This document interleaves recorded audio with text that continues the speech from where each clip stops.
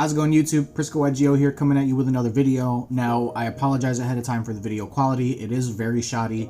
I have yet to set up my microphone, which I have here. But the reason why is just I'm working with a very, very limited space, and I don't really have like access to a lot for me to set up everything. Like, I'm working with the bare minimum here. I'm still recording on my cell phone, so forgive me while the quality kind of takes a little bit of a dip while we're in between the move from Connecticut to Florida. While I'm here in Gainesville, before I make the final move into Orlando and get an apartment, I'm doing my best to bring you some content since this is where I'm currently working for the moment. But while I'm here, I was already requested on Facebook to do some test hands for the Time Thief deck profile that I just posted not that long ago. I will put the little thing up there. I think it's up there on that side.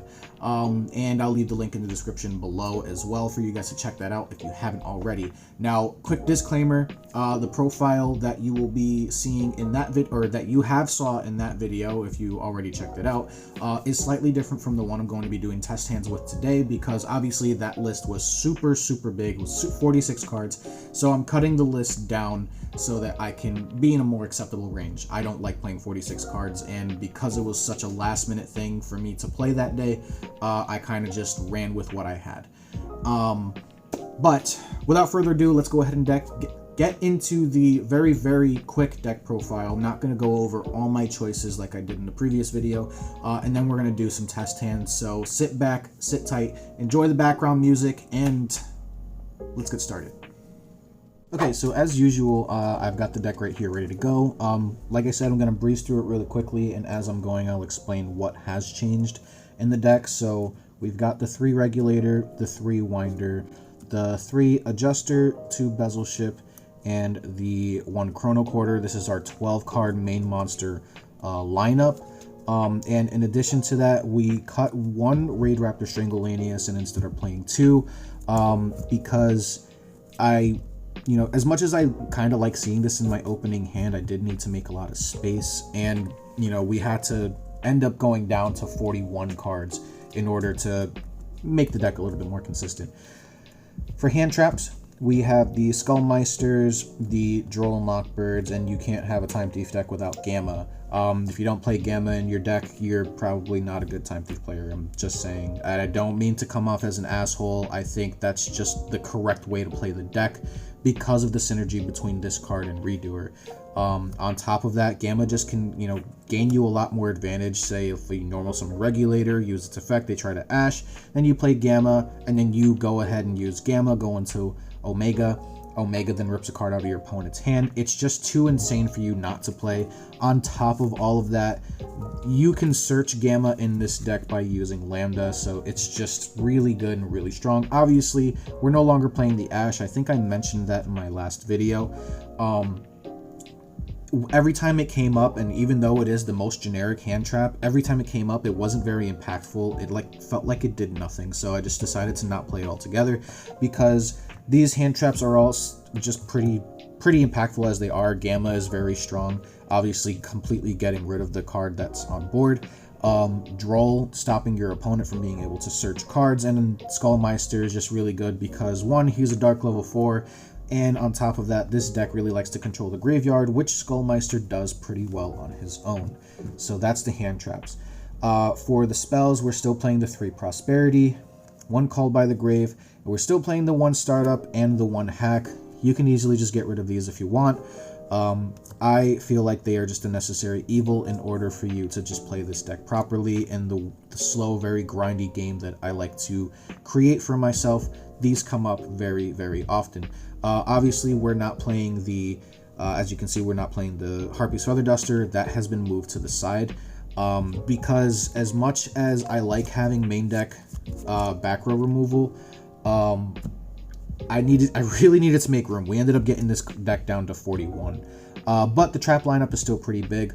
We're playing the best extender in the entire game, which is Phantom Knights of Shade Brigandine. Someone actually brought up the point that Shade Brigandine might be a dead draw going into the grind games, which this deck does like to do. However, my thing about Shade Brigandine is that I can easily just set it and if it gets to the point where I draw this like late game, I'll set it. And if I don't have any traps, I'll activate it and it'll just summon itself that same turn. And if I do have traps in my graveyard, then I'll set it, activate it during my opponent's turn to try to save myself from, you know, death. If they have enough damage on board, then I can at least block one attack. And if they don't have enough damage to kill me that turn, then I'll just activate it in my end phase. That way I can, at very minimum, have an extra body for me to use during the next turn. On top of that, we're still playing 2 IDP and 2 Torrential Tribute. We're also still playing the 2 Flyback with the 1 Retrograde and the 1 IO. Someone actually asked me if they think I should be playing this at 3. If I had the space, I think that this card is fine at 3, because you're essentially just going to keep resolving this. But for the most part, the reason why I'm playing 2 is not because I want to see it in my hand or search it or whatever, but because I really just want this in the graveyard going into turns 1, 2, or 3. So if I have access to this, then I'm fine. This card is just essentially 2 more copies of Bezel Ship, if I'm being completely honest. But that is pretty much it for the main deck. The extra deck did not change whatsoever, so I'm not really going to explain this too much. You can kind of see here everything that I've got. The one change that I would make, if I did have to suggest anything, is you can maybe cut Nightmare or do Garrus for a 3rd Redoer. I know I think I mentioned wanting to play a 3rd Redoer in the deck in the last video as well. But Dugaris comes up quite a bit where I just really need those extra draws, or I'm trying to really just get a little bit deeper into my deck for some more interruptions. And even though Redoer can kind of do that on his own, having more draws is just a little bit better. And then for the side deck, again, really nothing has changed. Still the 3 Nib, 3 Lancia, the 3 Cosmic, the 1 Harpies, and then I cut Dark Ruler down to 2. You can even cut this all together and play some more, even more powerful one-ofs like Pankratops or Red Reboot, or, you know, other really good one-ofs that you might want to play. You can even cut these for like anti-spells, since this deck doesn't really care about its spells too much, other than Prosperity, but that's only really good turn 1. And then the 3 evenly matched just to wrap everything up. So that is the deck. We're going to go ahead and shuffle up. I'm going to zoom the camera out a little bit, and we're going to get into some test hands. Deck is still in order, so I'm going to do shuffles like live. I'll speed it up a little bit in a moment just so that you guys don't have to sit through me shuffling. I'll even do some power shuffles while I'm at it too. That way you can see that the hands are not staged. They will be completely random. So I'm going to fast forward starting now. And like I said before in the beginning of the video, enjoy the music.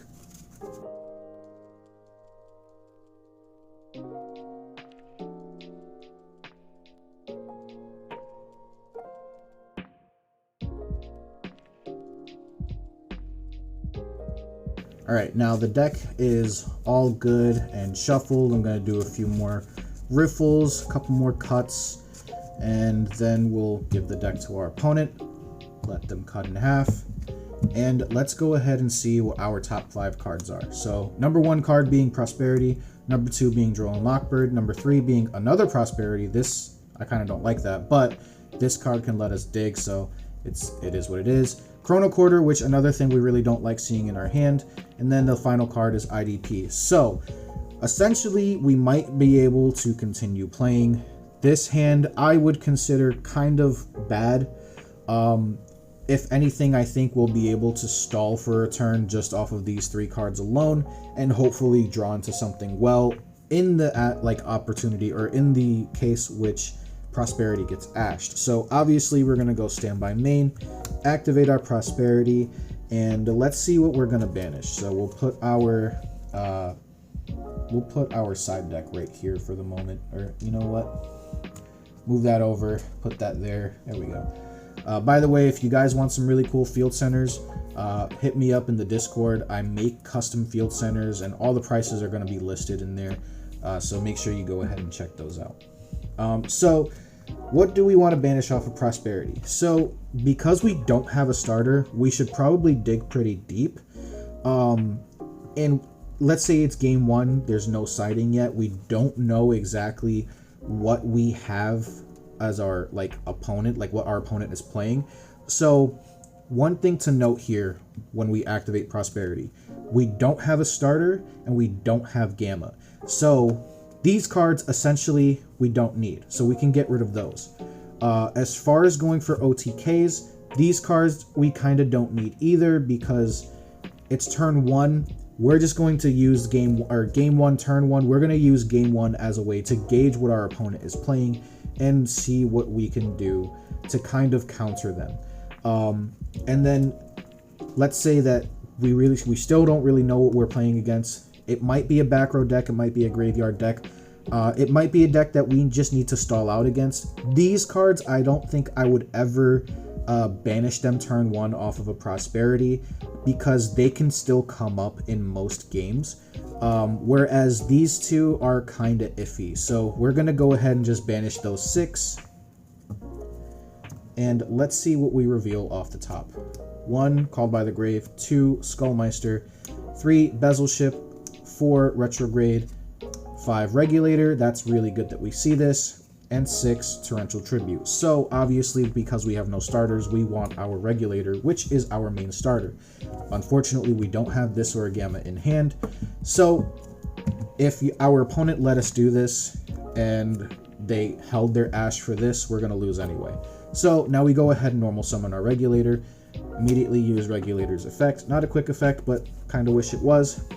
And now we have a couple of choices on what we want to summon.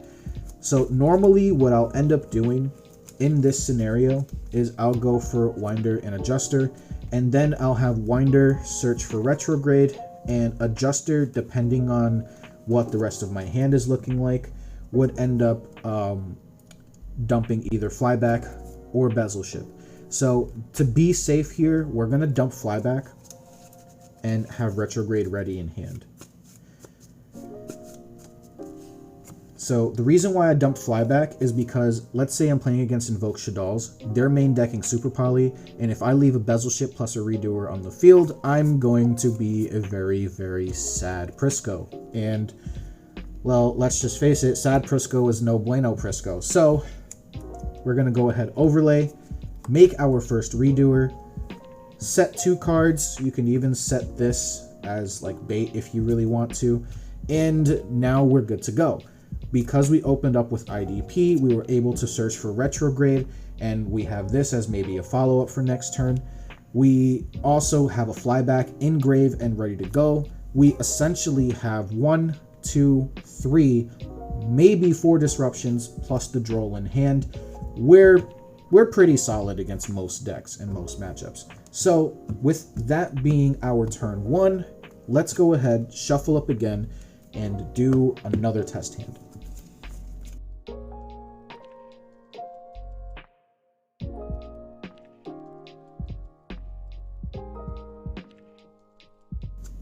Alright, so the deck has been pretty shuffled. We didn't do a pile shuffle again because just wanted to save a little bit of time, and I did fast forward, so for your convenience, we're going to go ahead and get right into it. Hand the deck to our opponent, let them cut however they want. Maybe they want to do a riffle. Who knows? Whatever. Cool. Now, top 5 cards. Startup, Strangleanius. I actually really like having these 2 cards in my hand at the same time because I can now just like use these 2 and not worry about my normal summon. So let's see what else we've got. We've also got IDP again and a Regulator. This is kind of crazy. Okay, so now this hand is insane, right? So let's say because we have this, like, we're not worried about our normal summon at all, like whatsoever. So this is actually kind of crazy what I can do with this hand. So now I'm going to normal summon Regulator and set the Shade Brigadine. Now I will use Regulator's effect, chain the Brigadine because I can do that.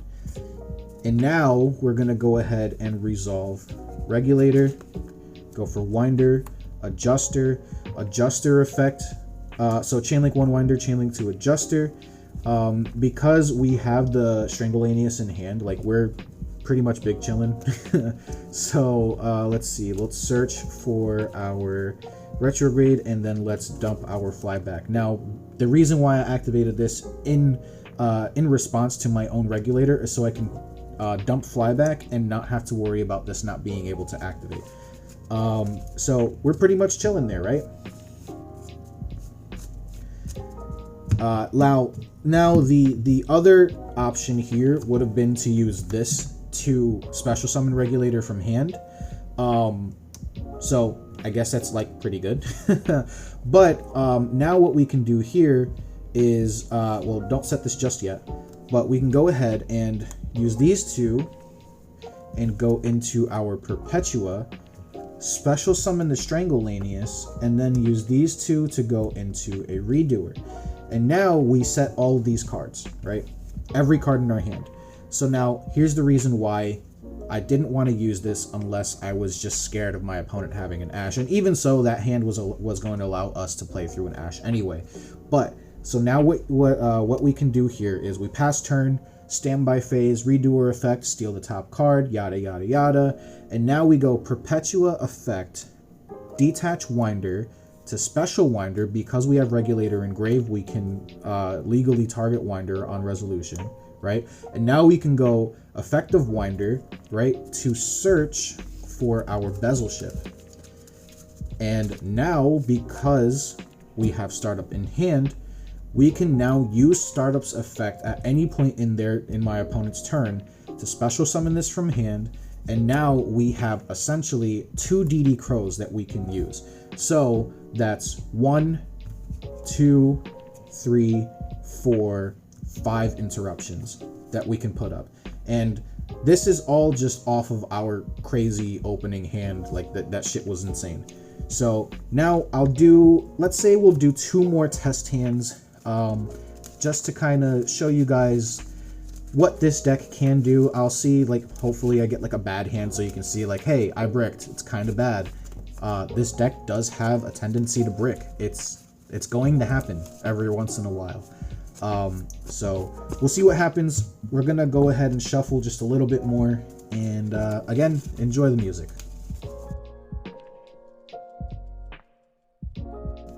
All right, so deck's pretty much shuffled a little bit.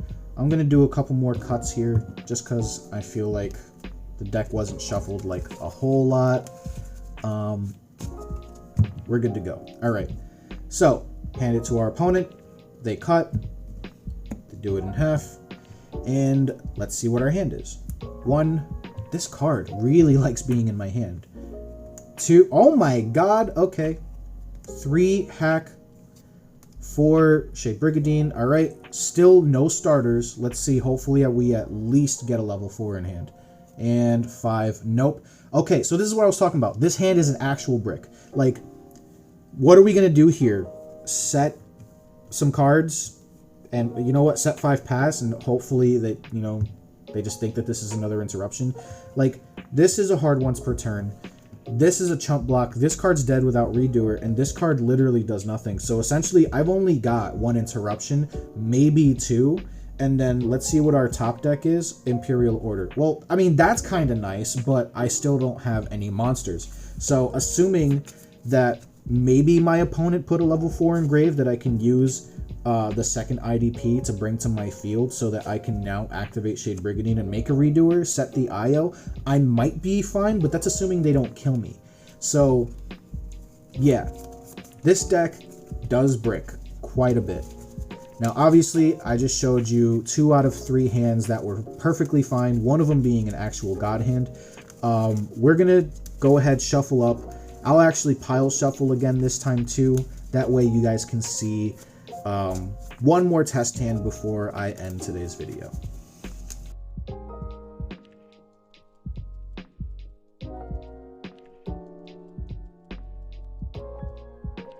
Alright, so our deck is pretty shuffled. I'm going to do a couple more riffles here, a few more cuts, and let's see what we've got. Hand it to our opponent.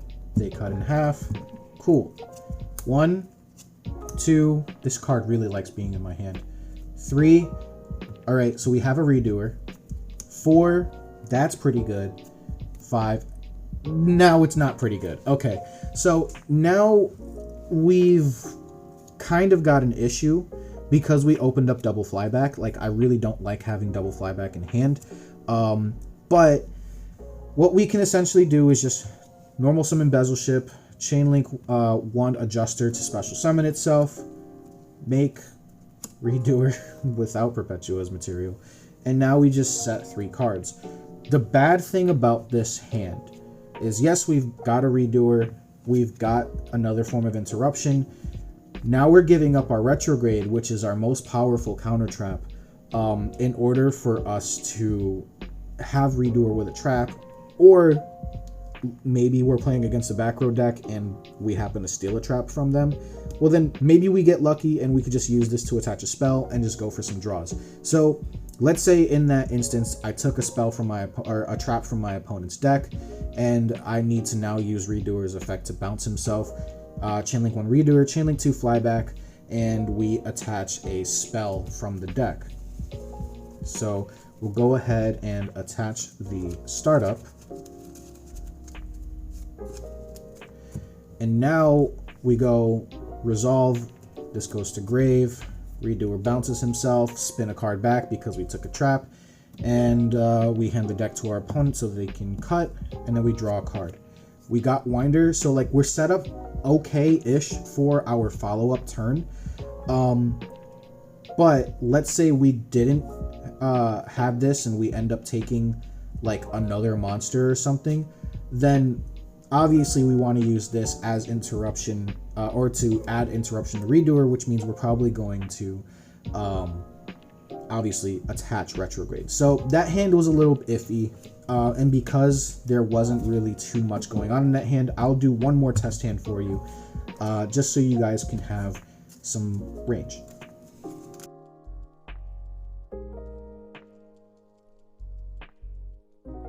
All right, hand the deck to our opponent. They cut in half. Draw for turn, or draw 5 cards. 1, 2, 3. Again, this card really likes being in my hand. 4, that's pretty good, and 5. Okay, so we have some downsides here, right? Obviously, we have no starters. So the only thing we can really do is set 3 cards and hope for the best. We have a Gamma in hand, so we still have another, like a form of interruption. We have IDP, we have retrograde for when we do get a redoer, and we have Imperial Order for any spell-heavy decks if they happen to be what we're playing against. So let's say, you know, just for example, we use our IDP and we flip up our Imperial Order.